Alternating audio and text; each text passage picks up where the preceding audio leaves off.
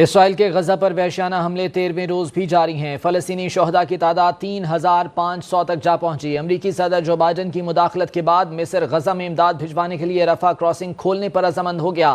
ممکنہ طور پر امدادی سامان کے 20 ٹرک کل غزہ میں داخل ہوں گے۔ دوسری جانب اسرائیل کی ہٹ دھرمی برقرار ہے۔ صہیونی ریاست نے غزہ کو کھنڈر بنانے کے بعد اپنی سرحد سے امداد کی فراہمی سے بھی انکار کر دیا۔ برطانوی وزیراعظم رشی سناک آج اسرائیل پہنچیں گے۔ اسرائیل کے غزہ پر وحشیانہ حملوں کا سلسلہ جاری ہے۔ شہداء کی تعداد 3500 تک جا پہنچی ہے، جبکہ امدادی سامان بھجوانے کے لیے امریکہ اور مصر میں معاملات طے پائے ہیں اور رفح کراسنگ کھولنے پر رضامندی ظاہر کی گئی ہے۔ ممکنہ طور پر امدادی سامان کے 20 ٹرک ہیں جو کہ کل غزہ میں داخل ہوں گے۔ ادھر اسرائیل کی ہٹ دھرمی بدستور برقرار ہے۔ غزہ کو کھنڈر بنانے کا سلسلہ جاری ہے، وحشیانہ بمباری کی جا رہی ہے، لیکن اس کے ساتھ ساتھ سرحد سے امداد کی فراہمی سے اسرائیل نے انکار کر دیا ہے۔ ادھر برطانوی وزیر اعظم رشی سناک بھی اسرائیل پہنچ رہے ہیں۔ واضح رہے کہ اس سے پہلے جو بائیڈن اور اینٹونی بلنکن بھی اسرائیل کا دورہ کر چکے ہیں، لیکن اس موقع پر فلسطینیوں کے لیے کسی بھی قسم کی کوئی یکجہتی کا اظہار نہیں کیا گیا۔ اس وقت تمام تر عالمی دنیا کی نظریں فلسطین پر ہیں اور اسرائیل جس طرح سے بمباری کر رہا ہے وہ تمام تر اس وقت دنیا کی نظروں میں ہے۔ اسی بارے میں بات کرنے کے لیے ہمارے ساتھ موجود ہیں سینئر تجزیہ کار بریگیڈیئر ریٹائرڈ وقار خان صاحب۔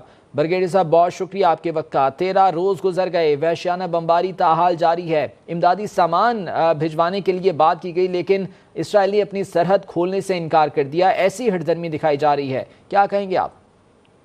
آئی تھنک اس کے اوپر دنیا جو بڑا کلیئرلی ڈیوائیڈڈ ہے۔ ایک طرف ویسٹ ہے اور انڈیا ہے، اور ایک طرف by and large Islamic world ہے اور ڈیولپنگ ورلڈ ہے، اور جو ہیومن رائٹس کی آرگنائزیشنز ہیں وہ بھی آئی تھنک ہائی لائٹ کر رہی ہیں۔ اس میں ایک ڈیفینیٹلی فلسطینیوں کو بہت زیادہ نقصان ہے، ان کے شہداء کی تعداد بڑھتی جا رہی ہے اور ظلم و بربریت کا ایک بازار گرم ہے۔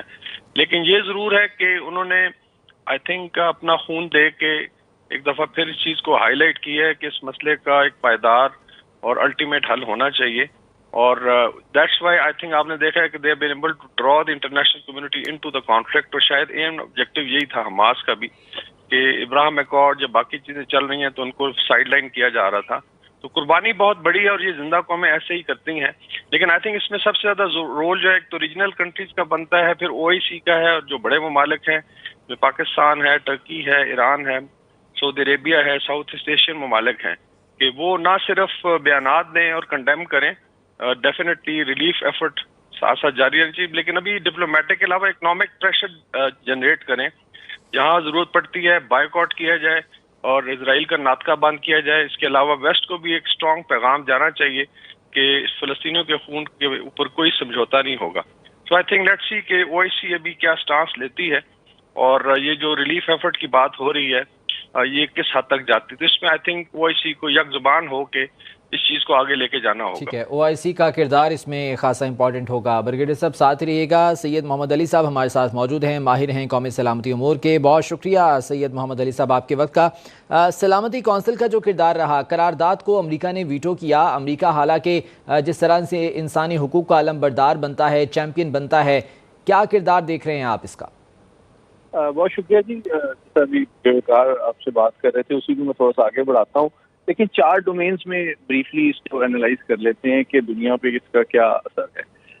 ایک تو آپ دیکھیں کہ جو انسانی سطح پہ جو پبلک سینٹیمنٹ ہے، خاص طور پہ جو ہسپتال کے اوپر ایئر اسٹرائک ہوئی ہے، اس کے بعد کافی چینج ہوا ہے۔ نہ صرف یہ کہ جو ہمدردی تھا کا سینس تھا وہ اب غم و غصے میں بدل رہا ہے مسلم ورلڈ کے اندر، بلکہ ویسٹرن پاورز کو بھی تھوڑا سا یہ ریئلائز ہو رہا ہے کہ کمپلیٹلی جو اسرائیل کی بیکنگ اور سپورٹ ہے وہ پولیٹیکلی کاسٹلی ہوگی۔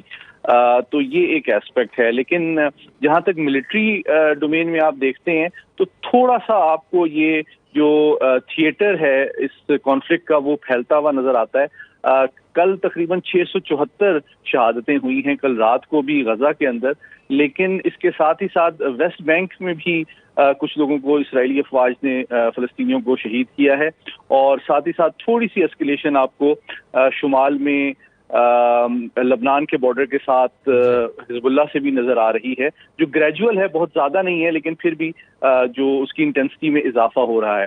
لیکن جب آپ ڈپلومیٹک ڈومینشن میں دیکھتے ہیں تو وہاں پہ انفارچونیٹلی جس طرح برگیڈیئر صاحب نے بھی کہا، دنیا چونکہ پولرائزڈ ہے، ایک طرف جو ہے وہ ویسٹرن پاورز نہ صرف ڈپلومیٹکلی سپورٹ کر رہی ہیں بلکہ وہ سامنے آ گئی ہے۔ معذرت کے ساتھ ہمارے پاس وقت کم ہے۔ سید محمد علی صاحب بہت شکریہ آپ کے وقت کا۔ برگیڈیئر ریٹائرڈ وقار خان صاحب ہمارے ساتھ موجود تھے، سر آپ کے وقت کا بھی بہت شکریہ۔